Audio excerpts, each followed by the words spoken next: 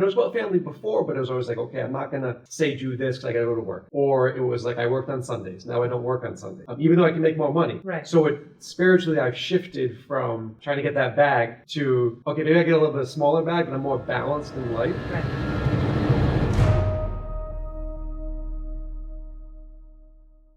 I have a couple more questions, but really quick, where do we get this stuff if I want to buy it? So if you go to LadyRhiannonsRealm.com, it'll say the Veiled Path Oracle. These are on pre-order, so I need to raise about $3,000 to get 100 decks printed. And you can pre-order it. They already have about $1,000 almost. Now, these are high quality. Yeah, that's my prototype deck. I bought it myself. I bought it so that way I can Is it open or is it still closed? Oh, it's open. So, There's a couple of cards so you can get both on LadyRhiannonsRealm.com. Right, and you can also get this on Amazon. Okay. The book, and that's on Kindle and a physical book. So this is a magnet box. I like that. So.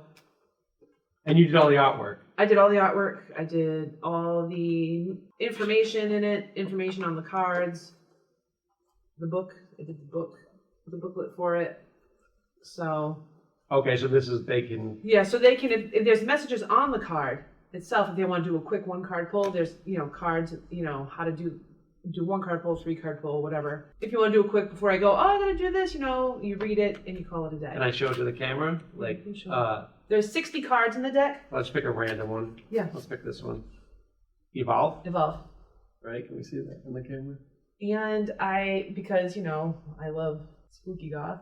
Yeah. And I love that Victorian kind of style. Like I went with that, and it has almost like that collage. Do you have a favorite one? I like Decay, Intuition. Let's see if I find one of them. Yeah. There's the web one you talked about. Yeah, that's the web one. Yep. The web. Yep. I like Cloak too because it's great. Now, like this says Breathe Dagger. Like, is that in the Oracle? You gave the title to it. Like, is there a dagger one in all of them, or like you gave? That is like this whole so when you get this deck, what you see in that deck is what you're gonna. Those are all the cards you're gonna get. But does every Oracle one have a dagger one, or you made that up? No, I made it. Okay, I get you. Yep. Each Oracle is so different. Okay. It's Rise. Yep. Roots. Storm. Intuition. Okay. Yep. And that's the same as what's on the front of the. Oh, all right. That must be your favorite because you chose it as the. Yeah. Now you drew all this? These are all put together with They're all like images that I put together as like a collage. Do you think people would get these as a tattoo? I don't know because I don't think they're really tattooable, to be honest with you. I don't do realism tattoos. I don't. But this is Decay too. I gotta find Decay because Decay is one of my favorites. But yeah, that's Intuition. There's Trust, Vision with the eyeball. Spectre's really cool because Shadow Person. Yeah. But there's Boundaries, things like that. So again, when I put together the book and I put together the Oracle deck, it's like how I would want to read them. You should have like a girls' day where you do all this. I could. I totally could. I'm sure people would do it. A Wisdom's got an owl. I like it. I'm sure people would definitely do it. They got Poison, Thorns, all sorts of stuff. Decay, that's Decay. I like it. So, but I'm down. I'm totally down. I'm sure your girls will love it. Oracle night. All right, so the question I want to ask, I'm asking this because I asked Reno this. We did a podcast, and ChatGPT gave me this question. The question is, what is a conspiracy theory you kind of believe? Oh, that's a loaded question. James and I talk about conspiracy theories all the time. Aliens. What about them? Well, a lot of, I really firmly am a firm believer in aliens. I'm a firm believer that we have made contact and that we will continue to make contact, and contact will be open contact very soon. Obviously, I also agree with that. And that could be a conspiracy for a lot of people, but really, I've always believed in alien species of all sorts of kinds. Yeah, and again, even when you look at that logically, it doesn't really seem out of place. Yeah, we're not the only aliens in the universe. Right. Okay. Before we end, do you have any questions for me?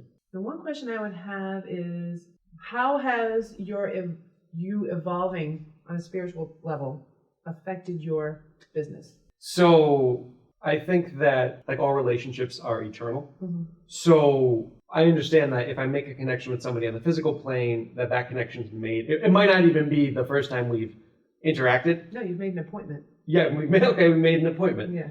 And I believe I take that into my being when I come into the studio, right? Because I know that I can affect change in someone's mood.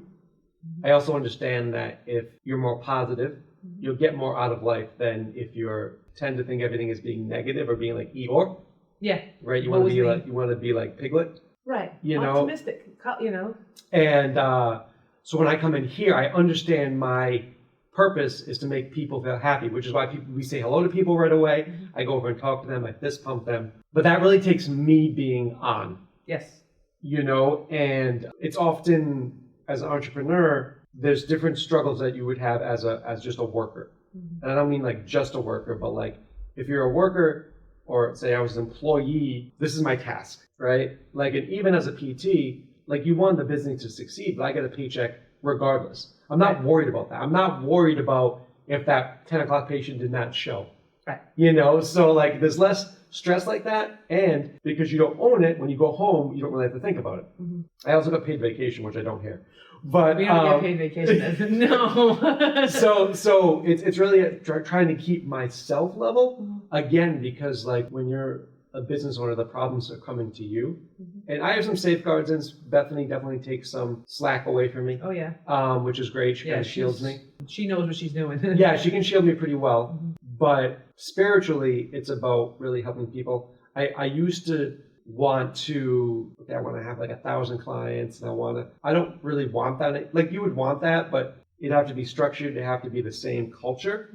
I think because now back in the day, or most people really became wealthy in like their 40s. Like that's kind of how it happened. Now with Instagram and stuff like that, it looks like every 20-year-old person is a crypto millionaire with 2 Lamborghinis. Right. But usually like in your 40s is when people, or your 50s, that's when you make your most money, right? Because you have enough experience, you have enough contacts, stuff like that. And for me, it shifted in the fact where it's more about family for me. And it was about family before, but it was always like, okay, I'm not going to say do this because I got to go to work. Or it was like I worked on Sundays. Now I don't work on Sundays, even though I can make more money.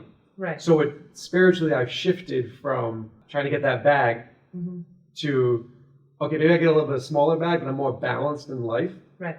So it's no longer hustle culture. Yeah, I honestly, like I always thought like, I love Alex and Rosie, and he loves to work. That's what he loves to do. And I just realized I don't want to do that. No, you want to live. You don't want to work to the point where you have nothing else. But I'm not saying he doesn't. Right. Like, but the hustle that he has, I thought I used to have that in me. And maybe I did before, but like I don't anymore. Yeah. As far as like, I want to have my Sunday off, and like I want to go on vacation, and sometimes I want to leave the studio at 6:30. Right. Whereas before you would stay later. Yeah. Or like, I remember like people would want appointments on Sundays, and then I was like, I don't do any. Yeah. Right. And that's different than what I think it's also because you're a little more established, so you have a little more to play with. Right. But it's about happiness more. And again, we talked about this. You can't take the money with you. Right. You can't.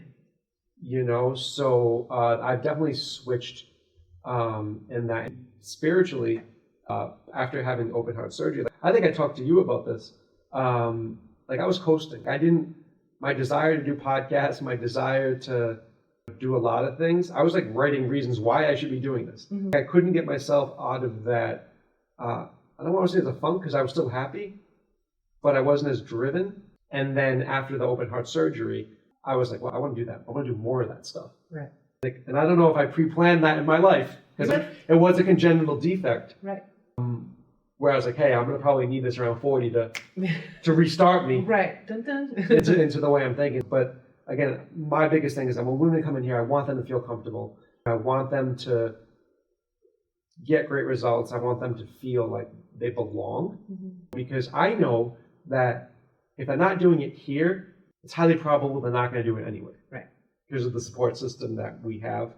And like, I just like, I like interacting with people. I'm not an introvert. I don't know if you know that.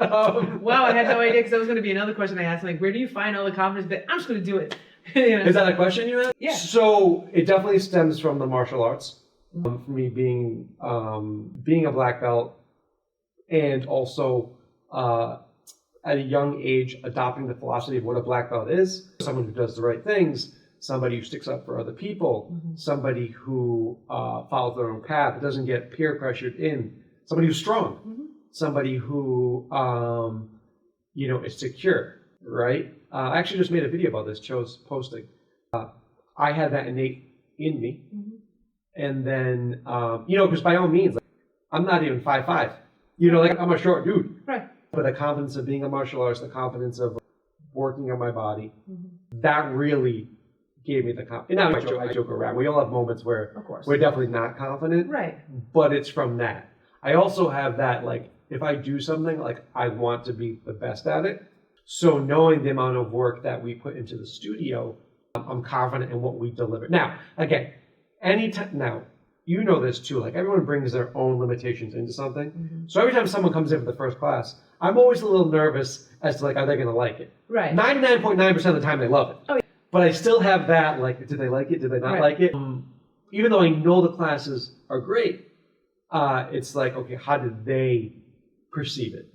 That's where I get a little bit nervous. I'm like, did I like it? Like, how did they do, like, on their check-ins? Right, yeah, because I know you're like, how'd they do? They did great, Well, yeah, that's good. I always ask you, like, how'd they do? Even though if I know they did well, I ask the instructor, like, how'd they do? Right. Because any feedback is great feedback, but I want to make sure they had a good experience because my name's on the building. Well, yeah. I don't know if I even see it as confidence. Like, it's just who I am. And I think because of the martial arts, obviously I want everyone to like me, but, like, if you don't like me, I'm okay with it. You know what I'm saying? Like, I'm legit okay with it. Yeah, it's like, okay, it's fine. I won't lose sleep. Because I know it's probably not me. Right. That's a reflection of them. Yeah. So it doesn't really bother me. Right. And I think it's one of the pieces I learned from the martial arts. Like, that's on you, buddy. Like, I don't. Yeah. Because I get questions like that all the time. It's like, you just did all this stuff and you didn't think about what if people don't like it. I didn't think about that. I just did it. Yeah, I mean, we were doing a podcast in the basement. Yeah. It was surrounded by junk. Right? If anyone ever saw that, it was like, I probably got asbestos poisoning from doing podcast. I was like, oh my God, don't bring a stranger down here. They're going to think it's going to be a snuff. Oh my God. I had to give warnings. Like, I know, like, don't mind the car in there. It's okay. What was that? A Porsche? I don't even know, but it had no tires. It was a Porsche. No engine. Like, it's a good thing I know you, dude, because this would be suspect. But that's a good point. Like, I never was like, people are going to judge me by this. I was just like, I want to do a podcast. Yeah, see what happens, because it's going to be fun. Let's see what happens. Yeah. But no, this was great. And again, tell LadyRhiannonsRealm.com. Yep. What did this sell for? These right now, there's different tiers that you can get to put towards it. So the more pre-orders that I get, the better it will be sale-wise. So you could do things. I think there's a $25 tier where you get a print of one of the cards. There's a $50 tier where you actually get the full deck. There's a $100 tier where you get a full deck, a signed deck, a signed print, and a 15-minute reading. And then there's a $200 one where you have all of that and a full reading from me. I love it. On Zoom. So, the book is $13. And I'm working on another book. It's going to be a book, and it's going to have a workbook with it. So I like being interactive. So you're creating your own grimoire, and that's in there, which is basically a book of shadows, a witch's recipe book. So that's in there too. So. All right. Well, I wish you luck. So we'll post that in there. Yeah. And then what if they want to? What's your shop? So they might not have watched the first. My shop is Phoenix Tattoo. It's 30 Phoenix Ave in Cranston, and it's myself as an artist. There's Danny Mendez, who's an artist. He's my protege. He was my very first apprentice, and then there's Sam Amodi, who comes here, and she is my most recent apprentice. She's been licensed for a full year, I think, as of today. And then I have my dog Dean, who's a supervisor. And Sarah, who is... He gets paid in bones. He gets paid in treats, but everybody has to pay the Dean tax. So that's what happens. The pets and the treats and stuff. And then Sarah, who is my receptionist. And then Chrissy is my business partner. And how did it go online, or they call you? Like, it's PhoenixTattooRI.com, and we also do a psychic fair every single year. You do that, which is pretty cool. We're doing one. It's going to be July 5th and 6th, and it's at Crown Plaza this year. Inside? We're going inside. Oh, because it almost rained? Because I'm tired. Listen, this whole, like... thunderstorm, rain, don't know, getting attacked by bugs. Like, no, it was time to upgrade. I wonder if Danny filmed it last time, actually, right? Yeah, Danny filmed it, and we had somebody come in with a drone. But, yeah, it's going to be at Crown Plaza this year in Warwick.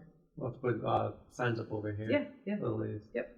The Phoenix Magic Market and Psychic Fair. So I think you're busier than me. I can't not be busy. James got me a MacBook Pro for my birthday, and I literally cried. And that's why I was able to do all this, because now it opened up a whole new world.